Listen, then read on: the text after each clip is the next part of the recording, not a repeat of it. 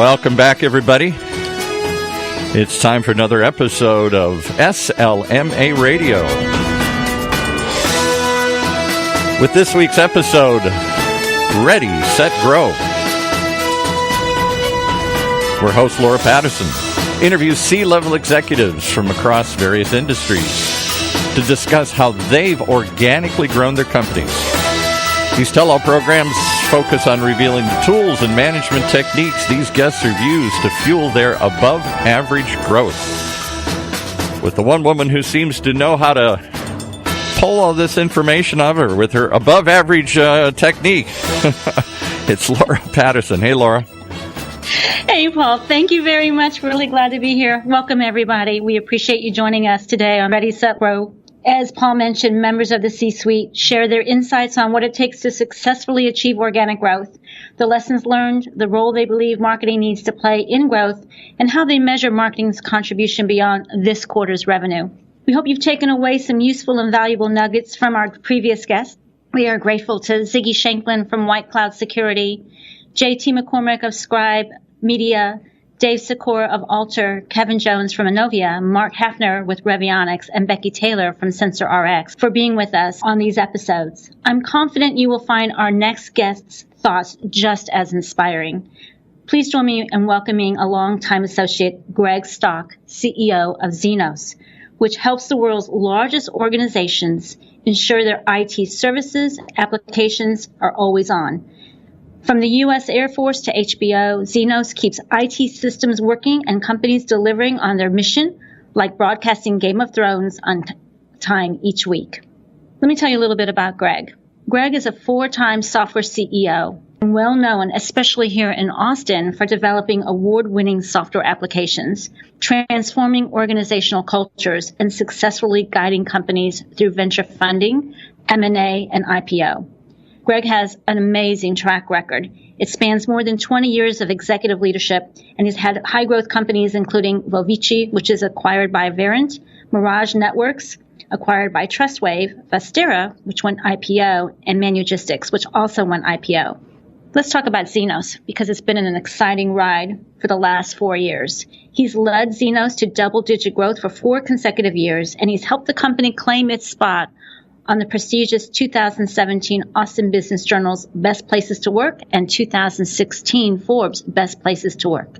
Greg, thank you so much for joining us today. Thanks, Laura. Great to be here. So let's jump into it and talk about one of our favorite subjects, organic growth. Okay. So you've been a CEO here at Zenoss, but not only at Zenoss. You have a lot of wealth and rich experience to draw on.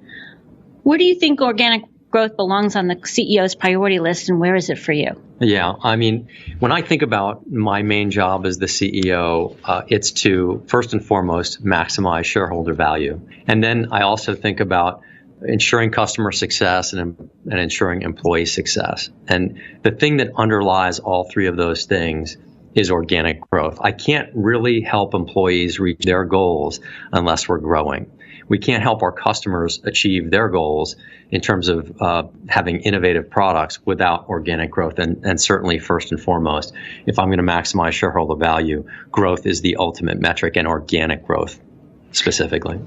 I concur with you. And I think it's pretty interesting. You know, we've been talking about growth here in Austin, and many of the CEOs here for quite a while now. It's pretty much a key part of our DNA, becoming a much bigger part of the conversation. If you're reading any of the publications out there about the importance of organic growth, the need for CEOs to focus on organic growth, the mandate by the boards that CEOs focus on organic growth.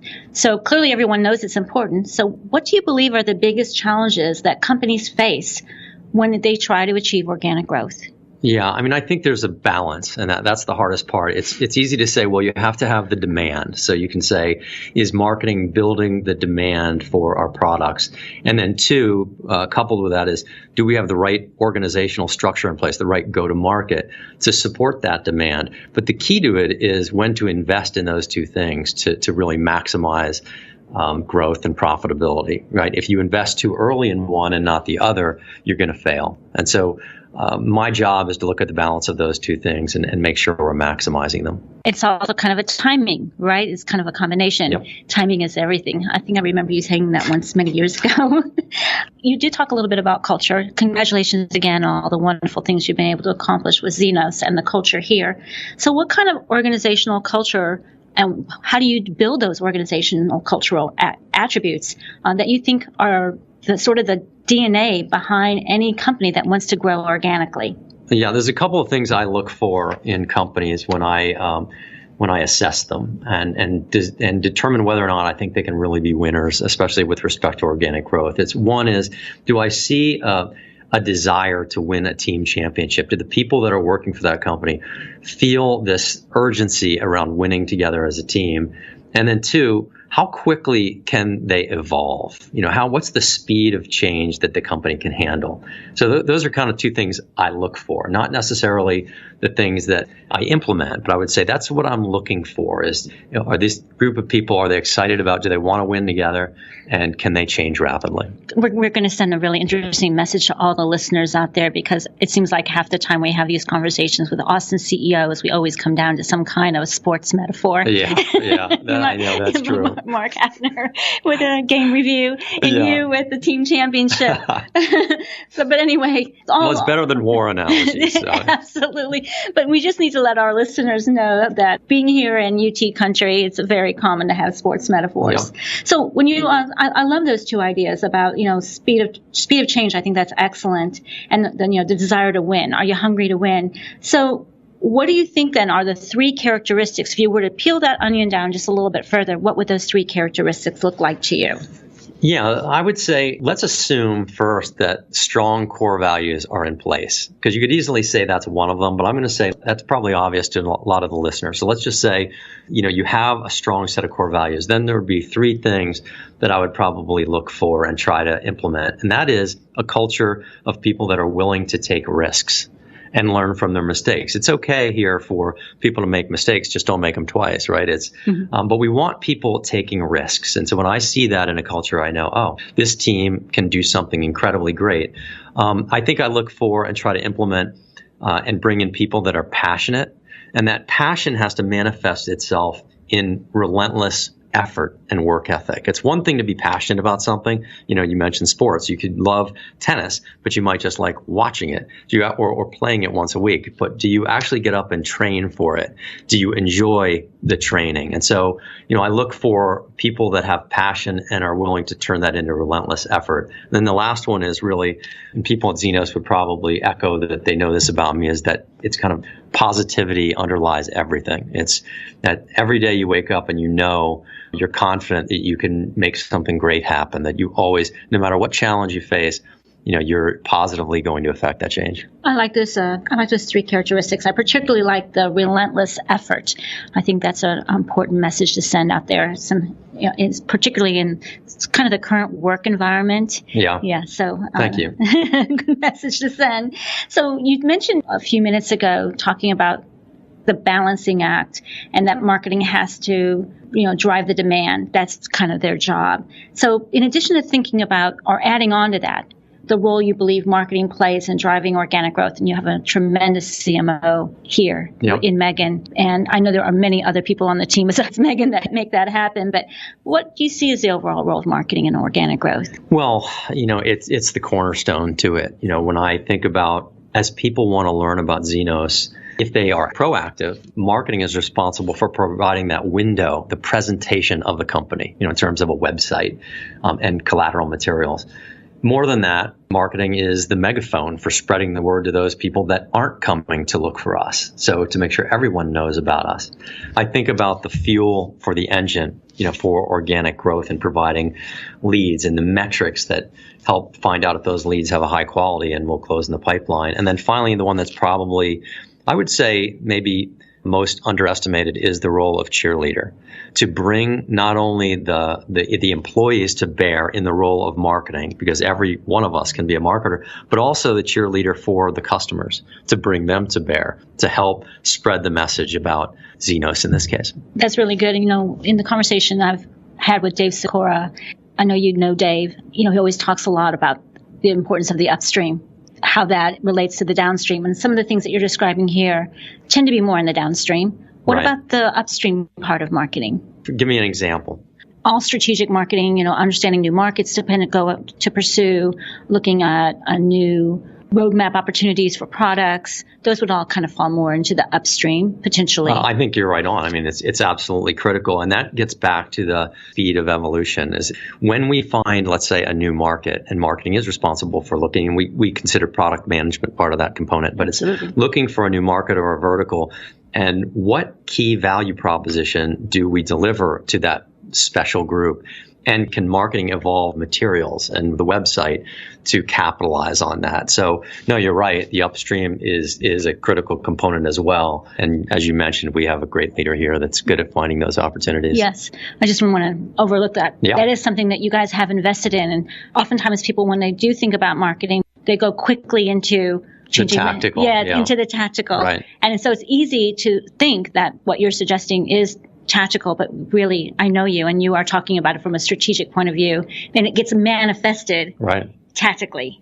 Yeah. I mean, Zenoss has evolved. Speaking of speed of evolution, we've evolved so much from, its roots were early as an open source software company. Then it found its strength up at the enterprise level. We continue to look for, and, the marketing team continues to look for opportunities upstream. I think that's an important part of your story, so I'm glad you mentioned that.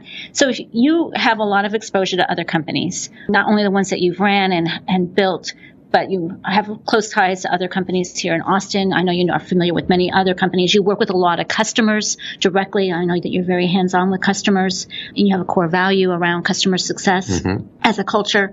So when you think about marketing, not just inside Zenoss, but outside of Zenoss, how well do you think marketing as a function is playing its role in organic growth in the industry, particularly B2B? Right. I mean, I think it does a decent job. But I always do think it's undervalued and underestimated in what it can do.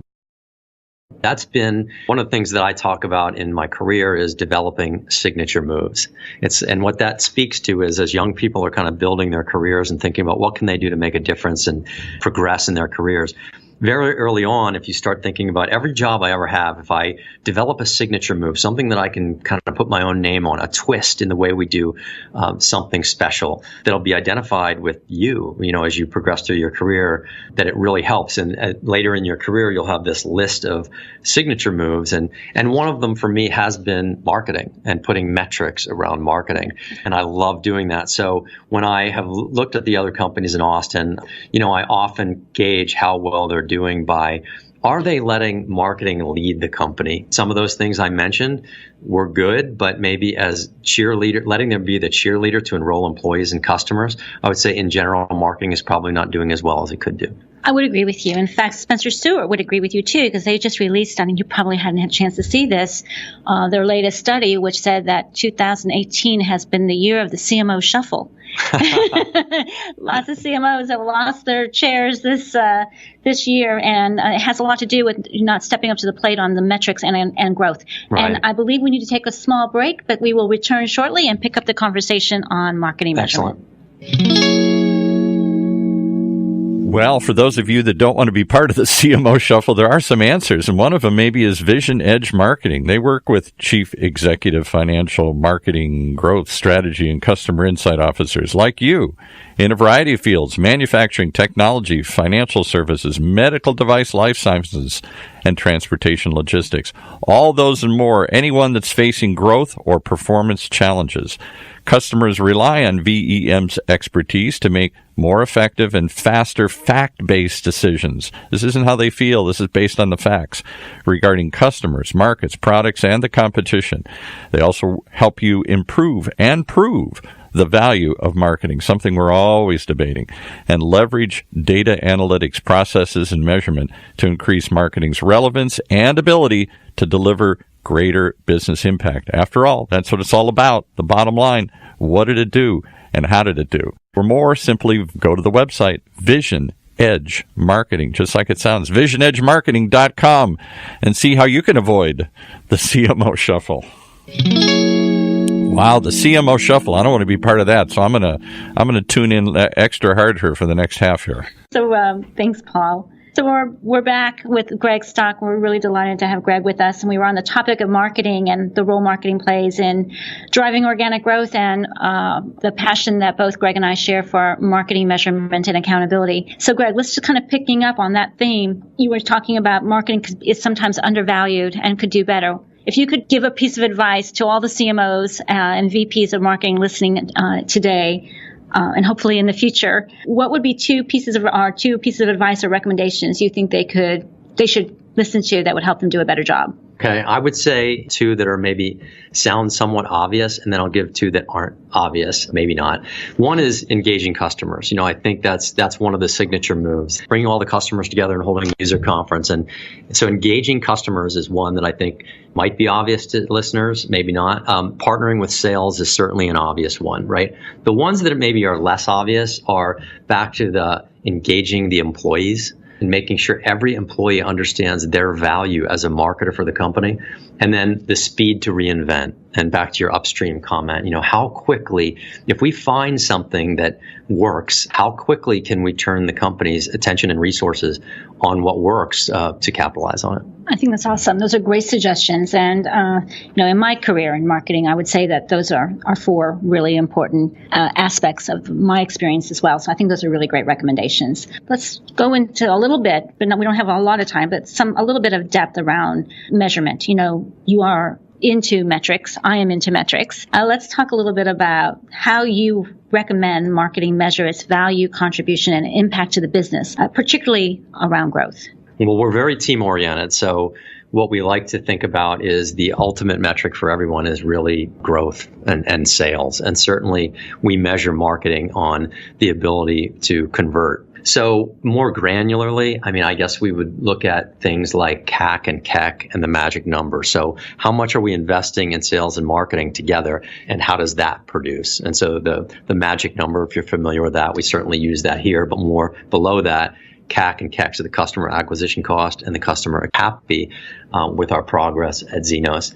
I like motion in metrics, so it's very important for me. It's not just to tell me that our pipeline is this big, it's to tell me how quickly is the pipeline, the quality and size changing per quarter, per month, per week. And I like to see that motion because that really tells me it's a leading indicator of something that's working or not working and tells us how to evolve quickly. Speed, motion, those are things that are really important. And I totally agree with you. I think some others that I know have been important to you in the past, not to put words in your mouth, but things that you and I have talked about, and particularly tied into some of the things you've mentioned, like customer referral rate. Right? I know that's important to you because it's all about, how do you keep those customers for life? Greg was mentioning that in addition to some of the things around quality and size of the pipeline changing and the ability to convert, we're talking about customer referral rate as an example of a metric tied to something that's very important to the culture here at Zenoss around keeping customers for life. And Greg, you were saying something about the user conference. Just mentioning that the user conference was probably a critical moment for the company when it leveraged that first core value for us and helped everyone in the company to understand the value of the customer and how they could be leveraged to help organic growth through marketing. I'm also thinking that another metric I know in the past I've heard you talk a little bit about is the adoption rate particularly of new products and new offers. Is that something you still consider important for marketers? We really only have one product here. Yeah. But here at Zenoss, but at other places. Yeah. And it gets back to organic growth, right? And speed. And we haven't changed anything on that. We still think that's a critical metric for the company. Okay, great. I remember other places where that seemed like that was pretty important. Before we close, you've had an amazing road serving as a CEO. And as I noted earlier, you're in your fourth iteration of being a CEO. So tell us a little bit about your path, and as you think about it, some lessons learned, insights you'd like to share with our listeners. I think about all the things I did, and like I did almost every job. I was a software developer, I was an SE, a salesperson, a marketer, and I think they just really ran out of jobs. We are in our final thoughts, and Greg was sharing with us his road to being a CEO, and he was being very glib when he said they ran out of positions, and that's how he ended up as a CEO. That's not true. But I do think the key message there was he, anyone who's a Star Trek fan, Captain Kirk was always telling people, you need to know how every part of the ship works, right? And you are a big believer in that, and understanding how every part of the ship works. I do believe that. I think you have to be credible when you're a CEO to understand what all of the people that are working for you and with you are dealing with. And if you don't have the vocabulary, so I do believe that that's really helped me. And you were kind of segueing that into some lessons learned and thoughts or insights or wisdom that you might want to share with aspiring CEOs? I mentioned the developing signature moves and amassing this list of signature moves so people will desire you more to do these things that you're so good at. I always went to solve the hardest problem. I tell my kids, take the hardest job in the company. Always ask, where do you need the most help? And that's what I always did. And then, I mentioned bringing others through mentoring, whether it's teaching at Penn State or just taking the time to pretty much meet with anyone who wants some advice. I love doing that, and I think it's a big part of building the future of Austin. I agree with you. I think I mentioned to you, I took that board position at UT's Master's in Marketing Science for that very reason. That's awesome. To our point earlier, we need more folks in marketing who really have a passion for data. Yeah, we sure do. And translating that into wisdom. Well, Greg, thank you very much. We appreciate you being with us today. Thanks, we will Laura. turn it back to our SLMA folks.